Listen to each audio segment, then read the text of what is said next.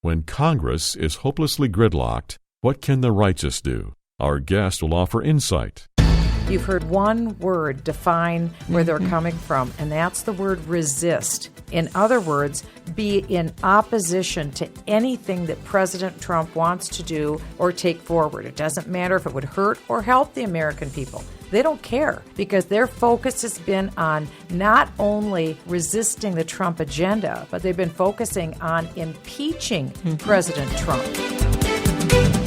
This is Understanding the Times Radio with Jan Markell. Jan's special guest this week is former Congresswoman Michele Bachmann. Jan's discussion this hour with Michele will focus on her insights into President Donald Trump and those who want to destroy his administration. Later this year, on October 7th, Michele will be one of the speakers at our next Understanding the Times conference. To cover a wide variety of topics and themes, Michele will be Jan's radio guest next week as well. Let's get today's conversation started with Michele Bachmann. Here's Jan Markell.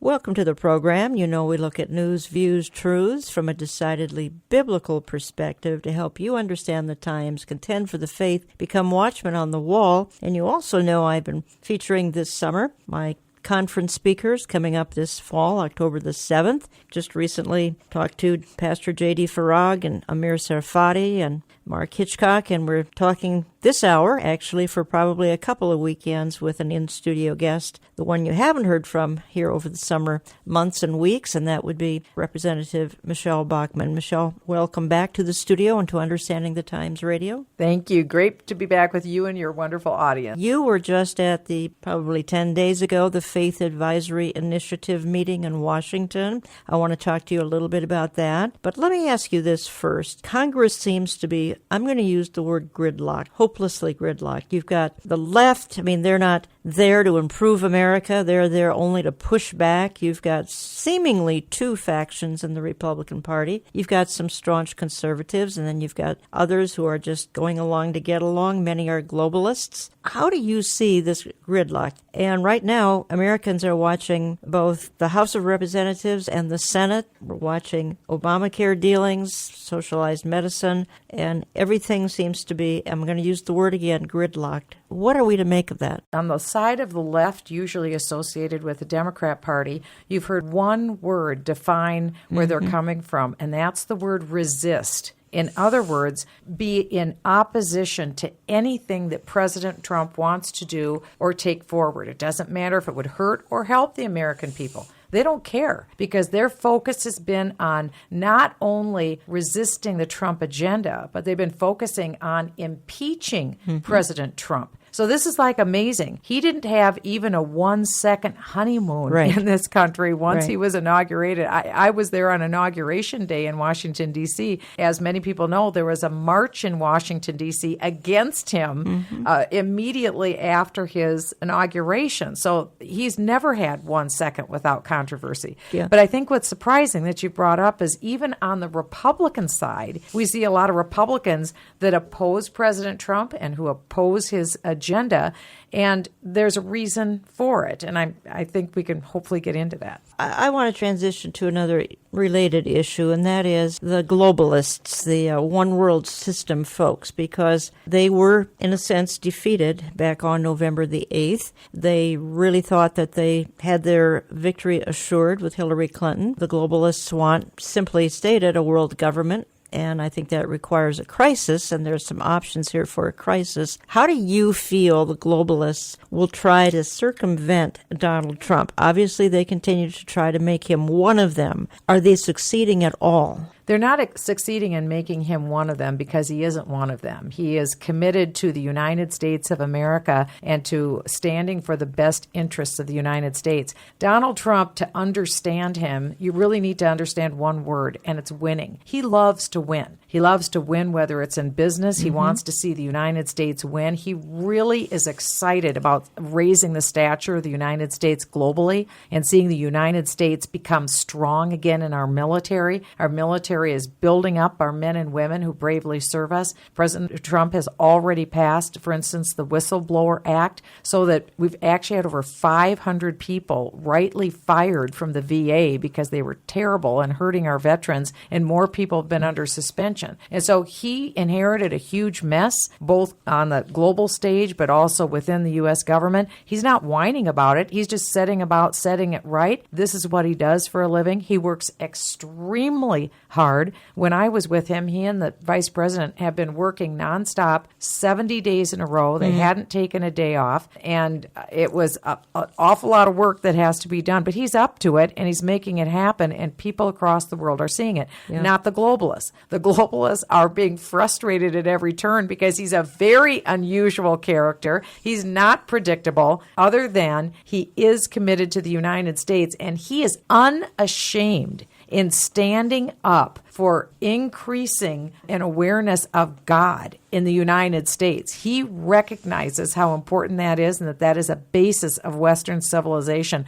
I am so happily surprised by what I've seen in the Trump administration. I'm so glad for this opportunity today because I'm not here as like a Trump cheerleader. That's not what I'm about. But what I'm here to say as a believer in Jesus Christ, I could not be more happy with what I am seeing coming out of the Trump White House. This is like beyond my wildest expectations. Well, you told me there are actually 13 true Bible believers in his cabinet. You've told me that there are regular prayer meetings going on in the White House, the Senate, and contrast that to the previous 8 years where folks were tripping over Muslim prayer rugs in the White House. So this is kind of a new day. There are prayer meetings, there are Bible studies that are ongoing, and the president himself is a man of prayer and a man who loves to receive prayer. He is happy to receive prayer, but more important than anything, he is a man who I do believe understands who the God of the Bible is, and he wants to lift up the God of the Bible here in the United States. He, again, understands that is the foundation, that is the underpinning, not only of the United States, but of Western civilization itself. He said that in his speech in Warsaw recently. When he was in Poland, he talked about how the Poles were the ones who, based upon their faith in God and the values that came from Western civilization,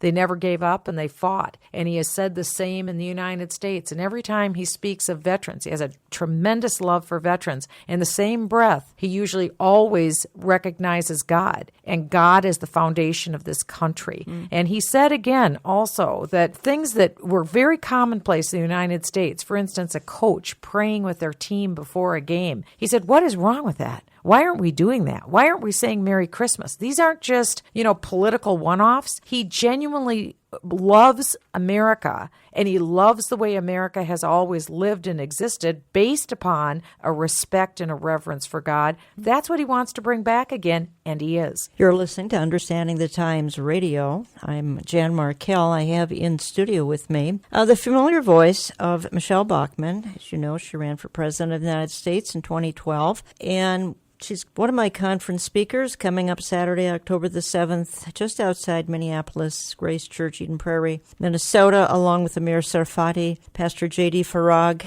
and Dr. Mark Hitchcock. Michele, you are a part of what's known as the Faith Advisory Initiative, and this is a real cross-section of evangelicals within the faith community.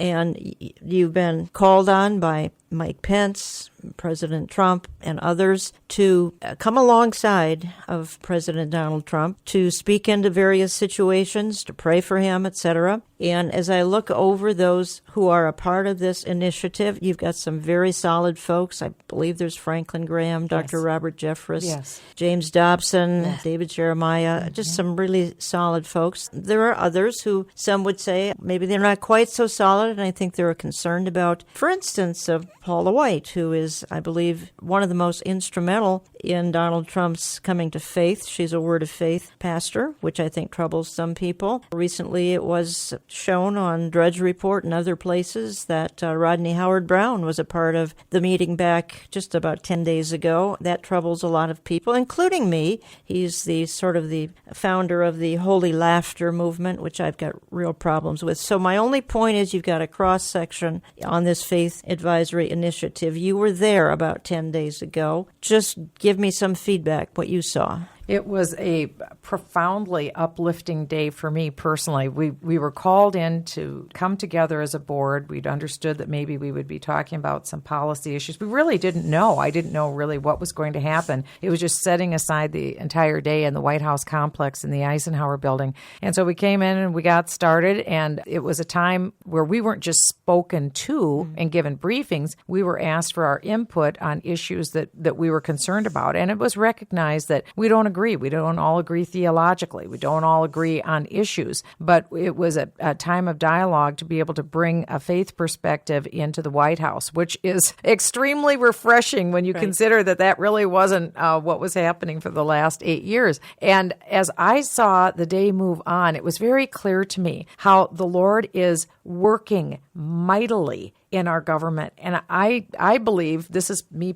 speaking personally now, I believe it's because God is being reverenced. God is being lifted up. Prayer is not foreign in the White House. It's not foreign in the executive office building. Looking to God, looking through Bible study. This is not foreign now anymore. And this is a regular part of life. It's an active part of life. And it's a part of the America that we used to know and be a part of. And now it's coming back again. That only redounds to good things in our society. Do you know who's initiating this? Somebody must be behind this kind of effort. Well, I give credit first and foremost to the President of the United States, because it was 16 years ago that the President was watching Christian TV. And as a result of watching Christian TV, he picked up the phone and he called Paula White and he asked her to come and visit with him. And she did. She shared the gospel of Jesus Christ with him, and she has ministered to him and to his family. And other leaders, James Robison and other various leaders, have gone and presented the gospel. And the Vice President has said himself, this President is a definite believer. And I have seen evidence of that myself. I'm not here to certify whether anyone is a Christian or not. I'm not doing that. But what I can tell you, the fruit that is coming out of the White House, it's like, if I'm talking to my kids, I would say it's out of control. In other words, great. It is. I am just amazed at the good things that I'm seeing. And again, remember, Donald Trump is a fellow, again, who doesn't have a big background in government or in policy. That isn't what he did for most of his life. He built up a property business. He was in the entertainment industry with The Apprentice, but he's a really smart guy. He's a really quick learner. His judgments are very good. He's a very tough cookie, very hardworking, and he is somebody who gets it. The fact that the God of the Bible is, he exists. He is real. And this is a positive for himself. It's a positive for America. And he's not afraid of prayer. Now, that's amazing. Here we are, and he is willing to be prayed over. Not a lot of presidents would even allow themselves to be put in that kind of a position. And this president is very bold. He is very bold about the need for God in our country. Well, you had said to me that when you went to this Faith Advisory Initiative, again, this is some 10 days to 2 weeks ago, you had hoped that you could actually shape some policy. Was that possible? Oh, absolutely. It was possible. We talked about a number of different things, and that all was being consolidated, and that was being put on the president's desk. That doesn't mean what we said is done. Right. It doesn't mean that a bill is passed, but it does mean that a lot of times you'll hear the expression, a seat at the table.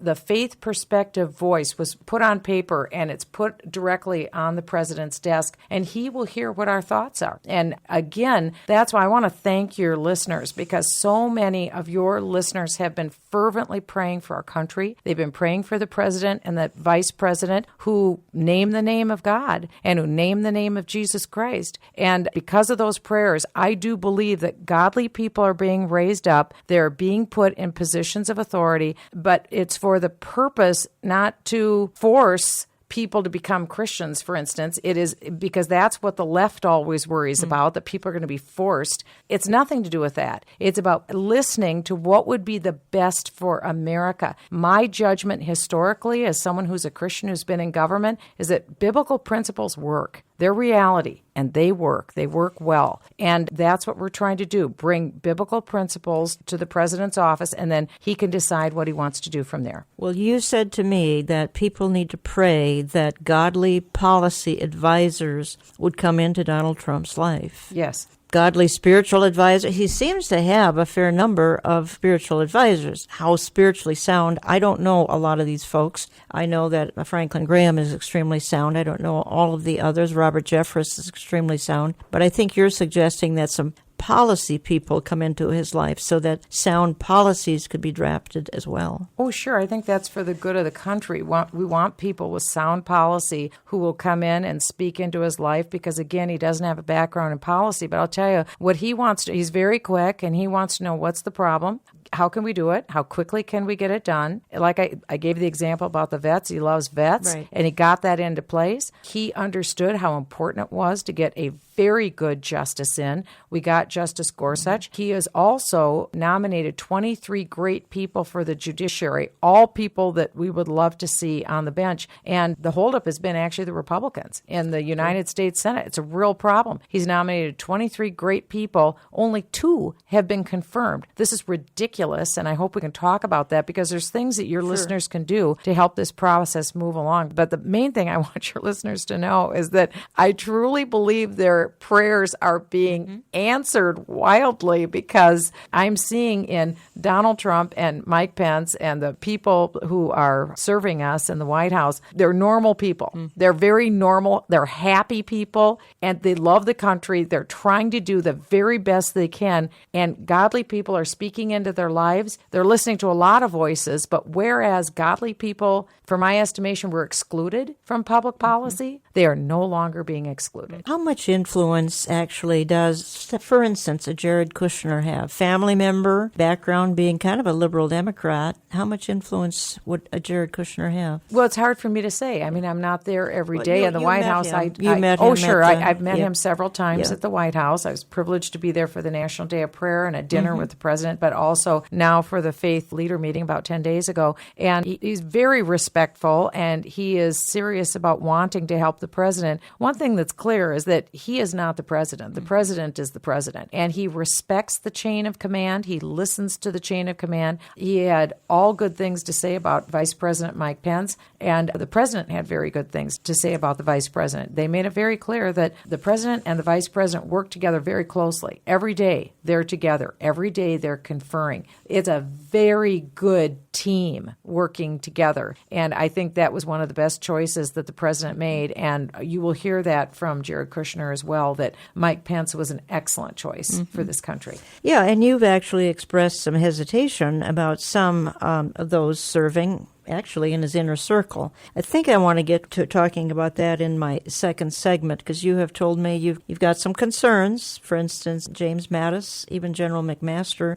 and then we've got some Wall Street fellas serving high in the administration as well. Steve Mnuchin, Gary Cohn, and others, and some of these fellows, if they're representing coming out of the Goldman Sachs sort of background, that concerns me as well. Why don't we pick up on this when I get back from my first time out? Folks, got Michele Bachmann in studio with me. She's one of my speakers, October 7th. Come on out and meet her. We'll be talking about all sorts of current events as they relate to the Bible. We'll talk about the lateness of the hour. We'll have Amir Sarfati, Pastor J.D. Farag, and Dr. Mark Hitchcock, as well as the whole team here from Understanding the Times Radio and Olive Tree Ministries. And there's no cost, no registration. I'm coming back in just a couple of minutes. Don't go away.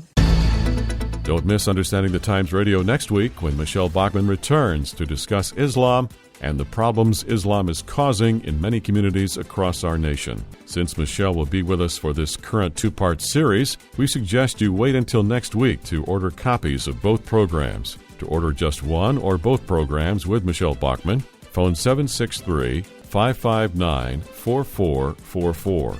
If you are new to Understanding the Times Radio, we invite you to join us online to discover who we are and what this ministry is all about. At our website, olivetreeviews.org, you'll find information about our newsletter, our news headlines, our podcast, as well as over 5 years of archived radio programs. We invite your participation in this listener-supported broadcast ministry. Please write with your tax-deductible gifts to Olive Tree Ministries, Post Office Box 1452, Maple Grove, Minnesota, 55311. In just a moment, Jan Markell returns with Michele Bachmann.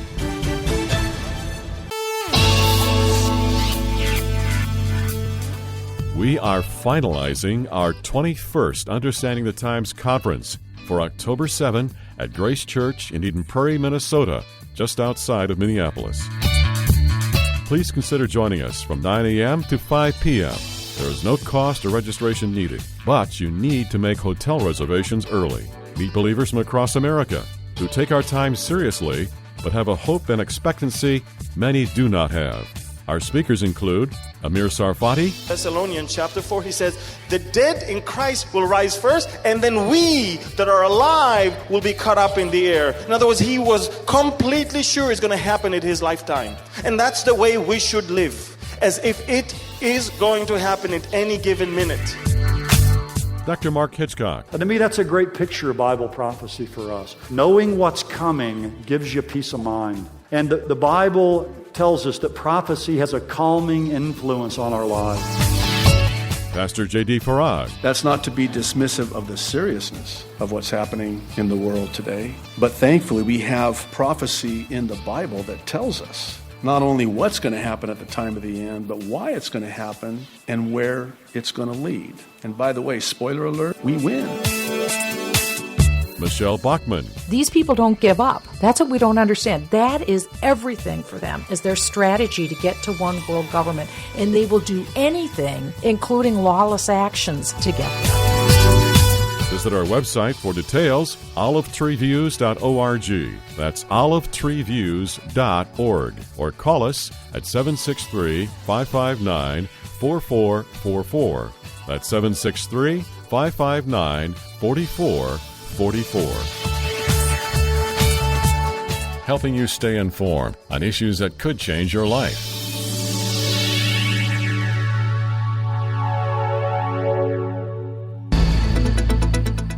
When President Trump stated unequivocally the United States will not be a part of the Paris Climate Change Treaty, that is the biggest action he could have taken, because he has slammed the door shut on what the globalists intended would be the main number one funding stream for global government. And they were going to do that through the Paris Climate Change Treaty.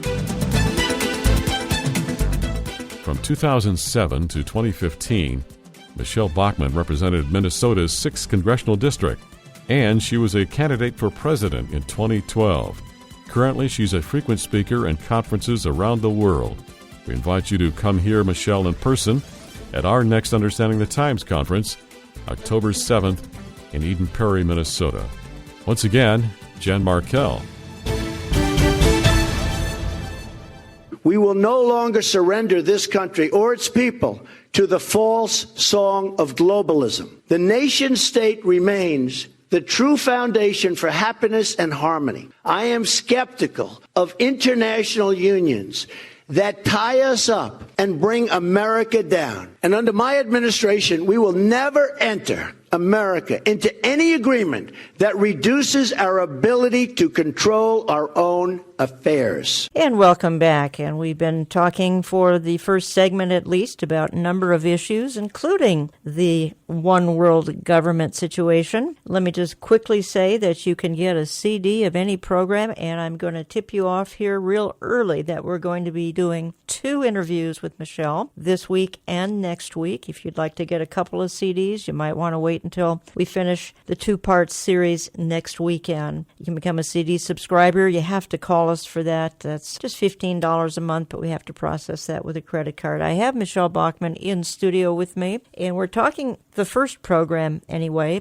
about domestic issues. We opened it talking about the fact that the globalists were really defeated back on November the 8th, and they're reeling as a result. And I'm of the belief that global government will come in someday. It'll come in because of a crisis. Frankly, I think the crisis is not going to be financial, environmental, or even war. I think the crisis will be the rapture that will throw the world into chaos and bring on that global government. And I teased in the first segment that I wanted to get in this segment to some further domestic issues. And Michele Bachmann, initially you had some concerns about General James Mattis. I think primarily because he didn't seem to be a real pro-Israel guy. I think you had some concerns about General McMaster, primarily because it seemed like he wanted to continue on with some PC, and we're not going to call Islam terrorists, etc., that kind of sentiment, and that caused you some consternation. Where are you at now? It did. I was very concerned initially of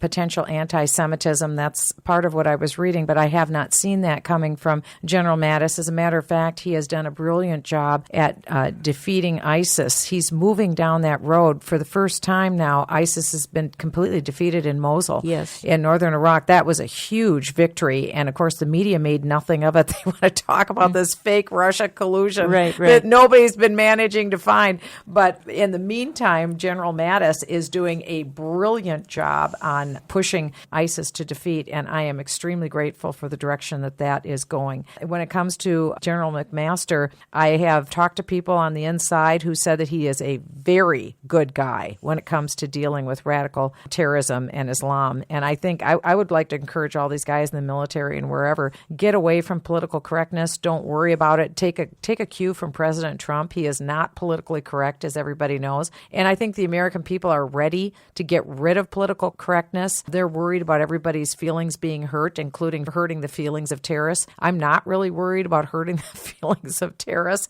I just want to defeat them. And I think that's where Donald Trump is going. But you had talked about globalism, and I think it can't be said enough. When President Trump stated unequivocally the United States will not be a part of the Paris Climate Change Treaty. That is the biggest action he could have taken, because he has slammed the door shut on what the globalists intended would be the main number one funding stream for global government. And they were going to do that through the Paris Climate Change Treaty. And if the United States isn't in the treaty, there's no treaty, because we're the one that had to send all the payments out to the poor, smaller countries of the world. And nobody else was planning to comply. It was just going to bankrupt the United States and hurt manufacturing and kill jobs. That's all it was going to be about, because the globalists are looking for any avenue they can to collapse the United States. That's why we have the third world pouring into our border and overwhelming our social services. All of these things that globalists have been trying to do to bring down and collapse the United States, Donald Trump is having none of it. He is all about building the United States up, whether it's the jobs, and they've been growing, and the economy, that's been growing. And so he's in the process of turning the things around. The problem is the Republican Congress. Quite honestly, I was there. I don't understand them. They are not embracing a pro-America, pro-job innovation point of view. And how can you look your constituents in the eyes and not do something to raise wages, raise jobs, and also bring down the cost of health care by repealing Obamacare? President Trump rightly has stated publicly that the Republican Congress has passed the full repeal of Obamacare 61 times. They were happy to do it when Obama was president and they couldn't lose Obamacare, and now they're unwilling to do it. And it's like, get with it. Let's transition into that for a moment. Now, healthcare is on the verge of collapse. I know it is. It's unaffordable. Because I've known you well and known you so long, I know that you ran for the presidency in 2012, partly to get rid of Obamacare. Oh yeah, that was my number one reason why I ran. And I think you backed Mitt Romney into a corner and made him pledge that he would repeal it. I mean, this has been a passion of yours and a lot of other people as well, quite frankly. Healthcare is on the verge of collapse. Socialized medicine is the prize, certainly, of the left, and I'm beginning to wonder, is it a prize of some on the right, too? Well, yeah, because here's the problem. You have all of these big donors. That's primarily the insurance industry. They were the people who backed Hillary Clinton. And so they had given her all this money because what do they want? They want government to ensure that they have a monopoly. So just a few insurance carriers are the ones that we all have to run to buy our insurance product. That means less competition. It means that all of our premiums jack up. Well, when Hillary Clinton lost, they went screaming because they'd put all their money, all their chips were on her. So now what were they going to do? So then these big donors in the insurance industry went, and they couldn't give Paul Ryan and Mitch McConnell, the head of the House and the head of the Senate, Senate. They couldn't give them enough money in donations. And so, quite frankly, what we're seeing is this same donor community is saying they want to keep this game going. So it's only a couple of insurance companies. And unfortunately, the Republicans have done absolutely nothing. They've been squeaky silent because they're trying to continue this monopoly for those insurance companies. What's the answer? Here it is. It's the simplest thing in the world. All you have to do is legalize letting you and me buy any insurance product we want in America. Just legalize it. Let any company form or start up and sell any kind of insurance they want. Today, I'm forced to buy a Cadillac gold-plated health insurance plan, whether I want it or not. I not only pay for myself, but I have to pay for gold-plated Cadillac insurance plans for every person from the third world who's been pouring into our country. So I'm paying for everybody else's health care in addition to mine. That's why my former assistant was talking to me recently, and she told me that she's 35 years old, very healthy single woman. She pays $600 a month for her health insurance premium, but her deductible is $13,000 a year, so she just has to pay cash if she has to go to the doctor. That's very typical for what a lot of your listeners are going through right now, and they're saying to this Republican Congress, would you just listen to the president? The president tweeted, and so did the vice president said recently on Rush Limbaugh, just pass a repeal bill and replace it later. So if we repeal Obamacare, don't worry that the health industry will collapse. It won't. What will happen is that your health insurance premiums will be at least $3,000 cheaper a year, and we'll just go back to the options we had in 2008 and 2009. And again, it's so easy, it's ridiculous. All you have to do is let every American buy any health insurance they want. And I am not kidding, Jan. Within months, the health insurance problem would be solved. We'd all have a lot more money in our pocket every paycheck. Right. Now, we've got some town halls coming up sometime in August. Yes. We have them every August. And I think it would be good if we exhorted listeners, they can attend these town hall meetings. They can say to their representatives, their senators, whoever they're going to go out and hear, number one, we want our health care back, please. Yep. Let's limit the number of Muslims coming into the country.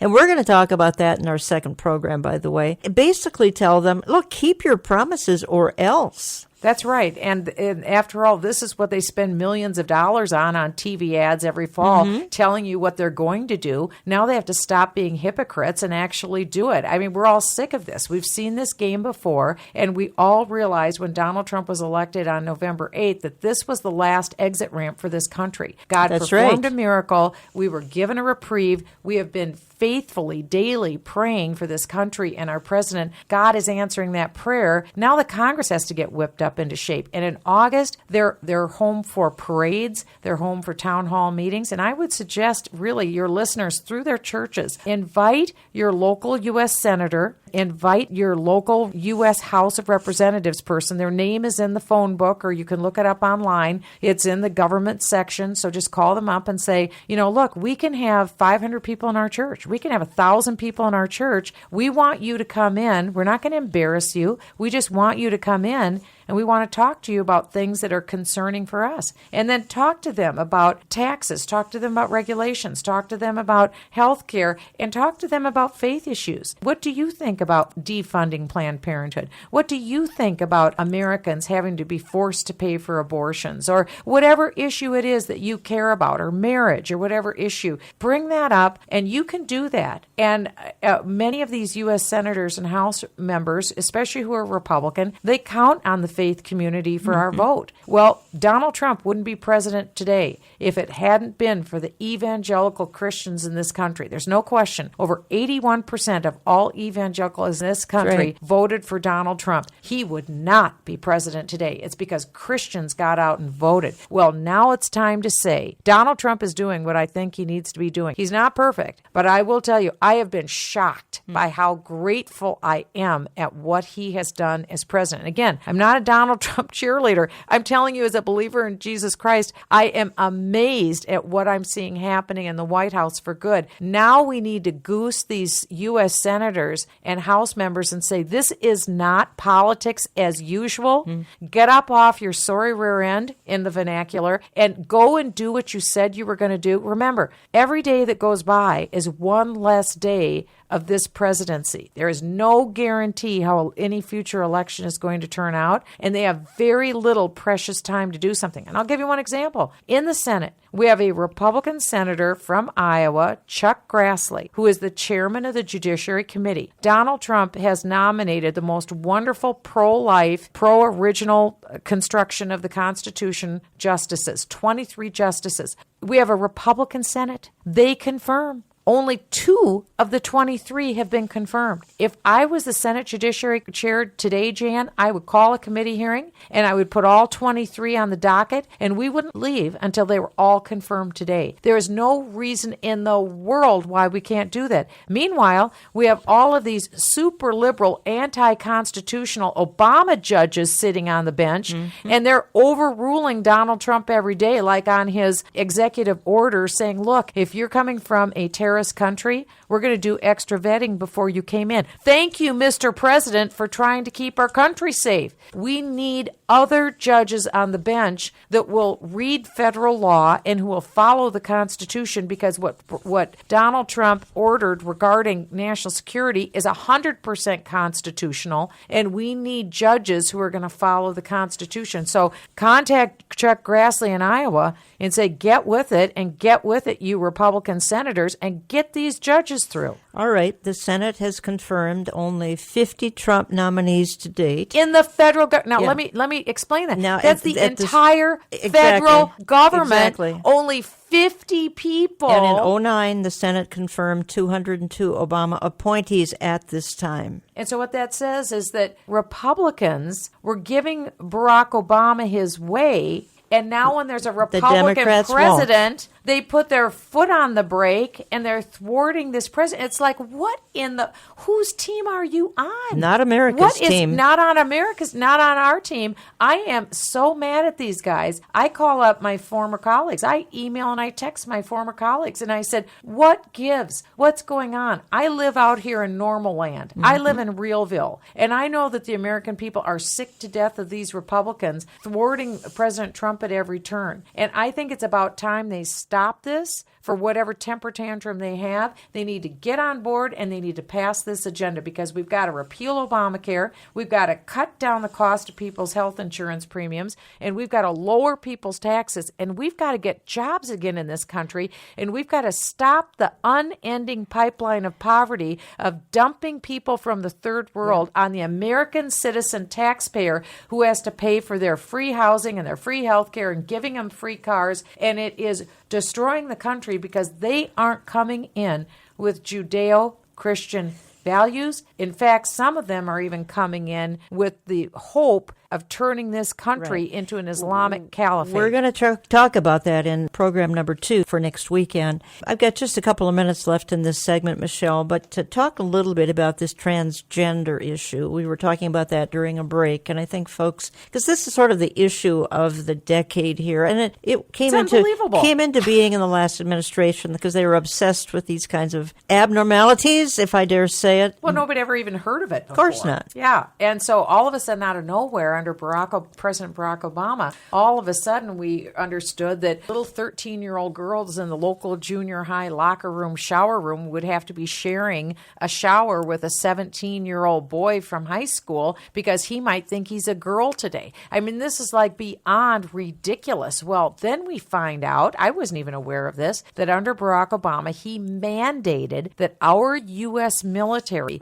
would be forced to go out and recruit people who consider themselves transgender to come in the military, and then we would pay for the very expensive process of hormone treatment, sex change operations. It's like, what? This is the military. Their whole reason for being is to have unit cohesion and make America safe and win wars. Instead, from Barack Obama's perspective, the military was going to be turned into a sex change clinic. I mean, this is like, you can't even make this up. That's right. It's like ridiculous. ridiculous? President Trump put a hold on this for 6 months so they could study and figure out what was going on. Remember, all this just came at the administration immediately, so they have a 6-month reprieve. And so what we need believers to do is, again, when you contact your U.S. senator from your state and when you contact your member of Congress, you need to tell them, look, we're not going to have our military out recruiting transgenders so that I can pay for them to have a sex change operation. So what we need to have is for the Trump administration to order the U.S. military. We're going to stop this, and instead we're going to be a military again,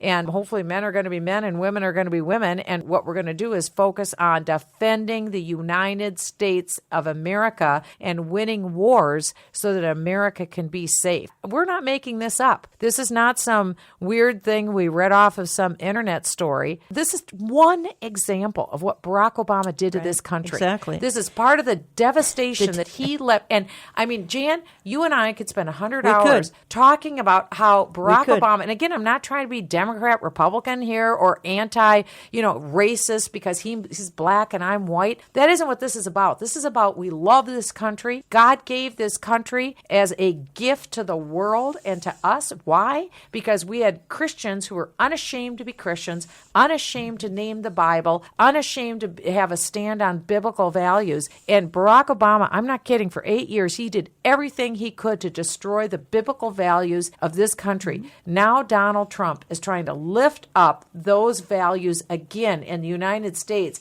We can help him as believers by praying, but also by demanding of our local elected officials that they get in gear with and restore biblical values in this country. When we get back, and I have a short closing segment, I want to ask you, because I've actually heard Mark Levin say this on air frequently. He's concerned about a coup. I think you at one time were concerned about a coup. Let's talk about that in my closing segment as we go out of the program. Don't go away. Every weekend, Understanding the Times Radio reaches from coast to coast and around the world on the Internet. From all over the country, people tell us we're meeting a need they're not getting in their local churches. This national broadcast costs tens of thousands of dollars every month to make it possible to reach into your neighborhood. You can help us maintain this aggressive radio ministry.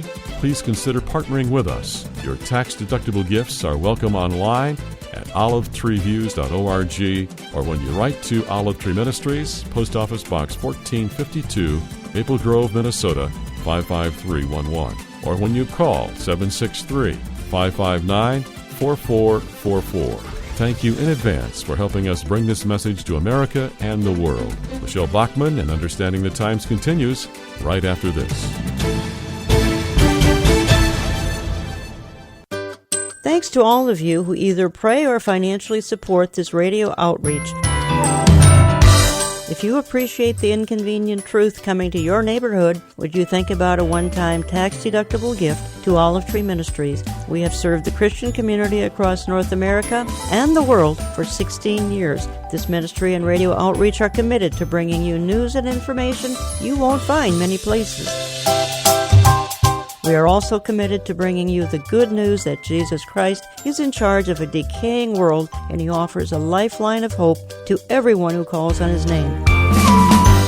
You can give online at olivetreeviews.org, or you can call 763-559-4444, 763-559-4444, or drop us a note. Olive Tree Ministries, Box 1452, Maple Grove, Minnesota 55311. That's Box 1452, Maple Grove, Minnesota 55311.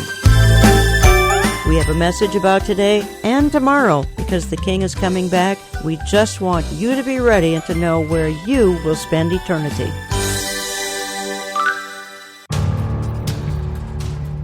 In today's world, who do you trust for good insight on current events? For that matter, who do you trust for good Bible commentary? America is full of fake news and false teaching. That's why we want to offer you an alternative to both. We are Understanding the Times Radio with Jan Markell, and our main objective is to tell you the truth about current events as they relate to a biblical worldview. Join us each week on this station for a source you can trust. Don't forget, Michele Bachmann returns next week for part 2 of this 2-part series. Once again, with the final segment of today's Understanding the Times, here's Jan Markell.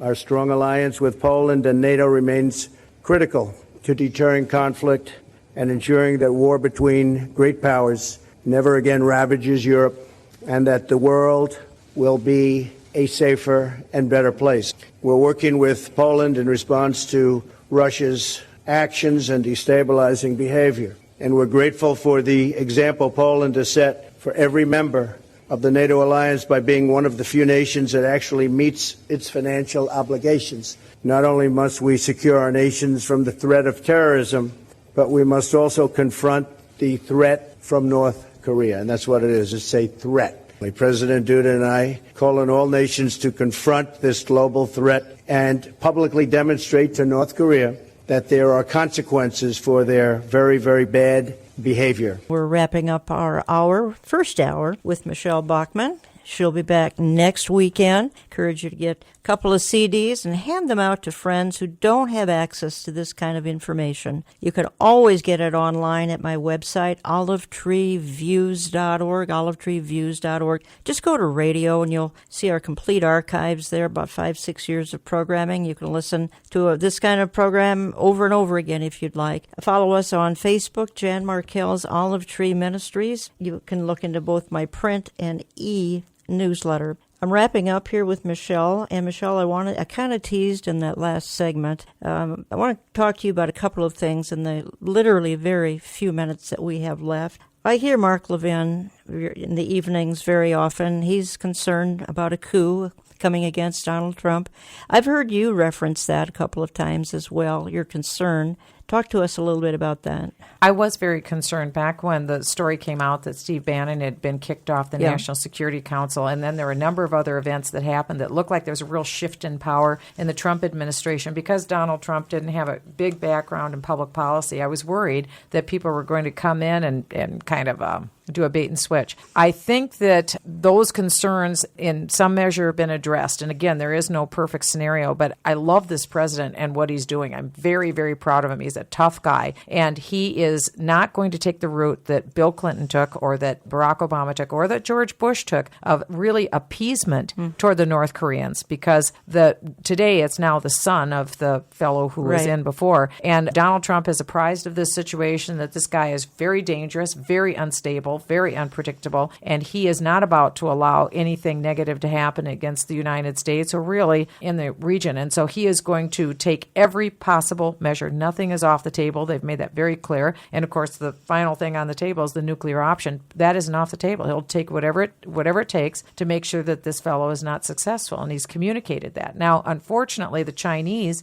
who have the most leverage, haven't been doing what they should be doing. They could easily be having a blockade, so to speak, an economic blockade of North Korea. They are North Korea's largest trading partner, and they're not doing that, and they should be. And the president has been calling them on it. But whatever China does, the United States will act, and this president will act accordingly, because he is about America's best interest. This, again, has set the globalists on edge, because Donald Trump, no matter what, is looking out for the national security and economic interests of the United States. And that's it. That is his bottom line. America will be better because of him being president. That's his mindset. But it's also a great result for all of us. I hope I communicate that during the course of this message today, that I'm shocked at how happy I've been with what I've seen so far. And again, I really believe that it's because of prayer.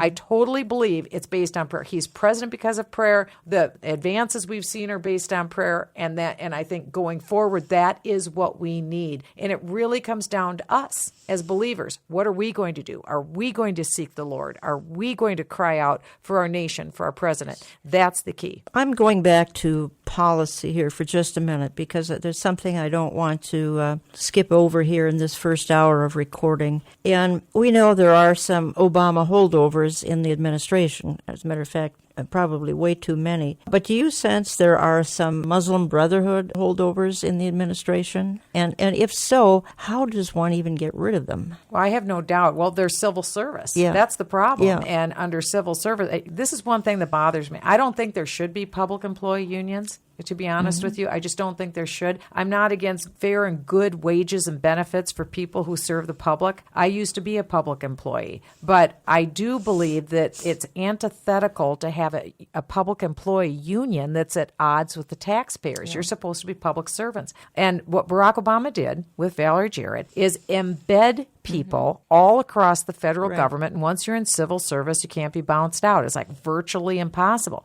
So I think legislation will probably have to be enacted so you can bounce people based upon evidence. We know for a fact that there were brothers in the House Intelligence Committee who were involved in the technical aspect that had to be bounced out because they had accessed classified information. This is a very serious offense that occurred, so they're out. It takes something almost that bad to get somebody out. So are there people in the Muslim Brotherhood? I believe without a shadow of a doubt there are people who are affiliated with the Muslim Brotherhood who are embedded in the United States government. And I think that that's where we need to be in prayer, and I believe that God will honor those prayers. And so that is something very specific that I would ask of your listeners, that they would pray that God would remove people who intend harm for the United States, and that he would bring people in who will do good for the United States. That's very simple. Also, again, that there would be a steady supply of godly wisdom coming into the ears of our president and those in authority. We need that, and I believe that God has been answering those prayers thus far. Something else you said to me, and this is still in the realm of policy, and that is, and you said another way listeners can pray, is pray that President Trump makes only policy that blesses Israel. In the process, we're going to be blessed as a country. And in the next program, we can talk a little bit about your experience in Israel. But do you feel, he was the first president to pray at the Western Wall, which was encouraging. That was back in early June. And his tweet, at the time that he was at the wall, he tweeted to the world, "I am here at the wall praying, asking God for wisdom." Could there be a better prayer? And that's not a fake tweet. That's who this guy is now. And I just think, again, we need to thank God. We need to thank God that he has answered our prayers, and that we have a man of faith who is in the office. At least he appears to me a man of faith, because he's doing a lot of godly things for this country right now. Well, you've said it many times. I say the same thing. It's hard for anyone to understand the issues that we're talking about, the issues of the world, the issues of the day. Well, the corrupt media, the fake media, the corrupt media, and even the so-called friendly media is like nonsense. They won't even spend the valuable time they have telling us real things and real facts. We have to hear nonsense about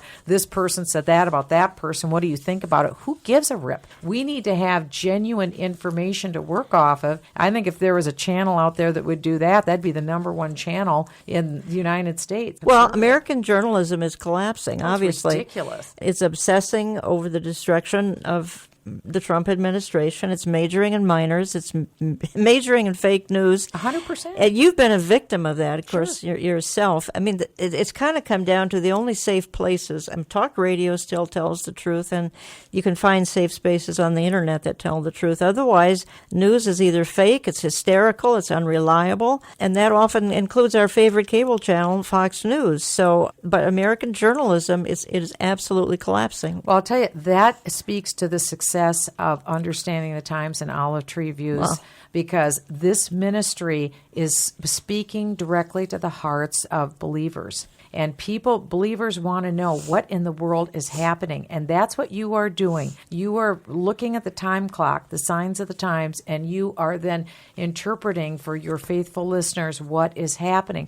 I can't tell you, Jan, what an invaluable service this is. And I've listened to your radio show for years. I listened to it as a member of Congress. I listened to it when I was running for presidency of the United States. You had vital front burner issues on. I'm not saying that to flatter you or to flatter your team. I'm saying for believers, we need this. We need to know what is going on. I never miss one of your podcasts, and I listen all through the week. Sometimes I'll listen 2 and 3 times to a podcast because the information is that good. Because there are very few places you can go for credibility. You didn't ask me to say this. No, I'm didn't. telling you what's in my heart, because I speak all over the world. Yeah. And this is what I hear from people. In fact, I told you that I met a couple in Jerusalem from Australia. The wife's name is May, and she knows who she is. She listens to you. And she said, I said, oh, I'm Michele Bachmann. She said, the first thing she said to me is, oh, I hear you on Jan Markell. She listens to you.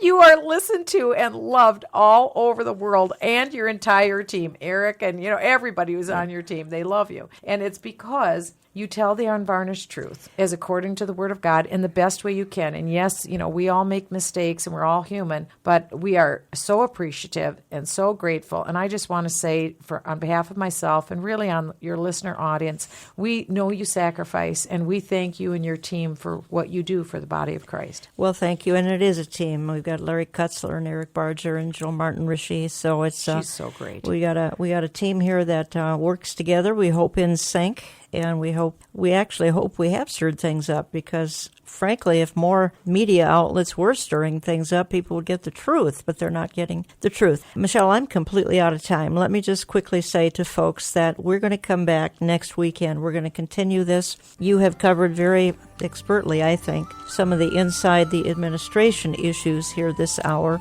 We need to look at some other, I think, troubling issues next week. We're going to look at this invasion that's coming upon the Western world, and it's a planned invasion. We're going to talk about that. I want to talk a little bit about your trip to Israel that you had recently. We'll just do a brief segment on that, but it was so fascinating what happened to you. That would have been a month or so ago. So, folks, join me again next weekend, won't you? If you'd like a couple of CDs of this program, call my office and we'll arrange for you to get a CD of both programs. I am completely out of time. I just want to say with the psalmist, won't you? I trust in you, O Lord. Our times are in your hands. Thankfully, they're in his hands. They're not in our hands. So we trust in you, O Lord. Our times are in your hands. We'll talk to you next week.